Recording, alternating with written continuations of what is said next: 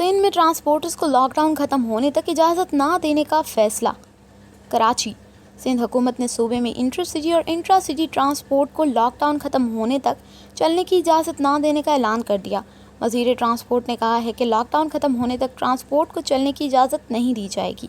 एक निजी news channel के मुताबिक ट्रांसपोर्टर्स के इजलास के बाद मीडिया से बात करते हुए वज़ीर ट्रांसपोर्ट सिंध अवैस शाह का कहना था कि इंटरसिटी और इंट्रा सिटी ट्रांसपोर्ट लॉकडाउन खत्म होने के बाद ही सड़कों पर आ सकेगा, और ट्रांसपोर्टर्स ने भी यकीन दहानी कराई है कि जब हुकूमत लॉकडाउन ख़त्म करने का ऐलान करेगी उसी वक्त ट्रांसपोर्ट सड़कों पर लाएंगे।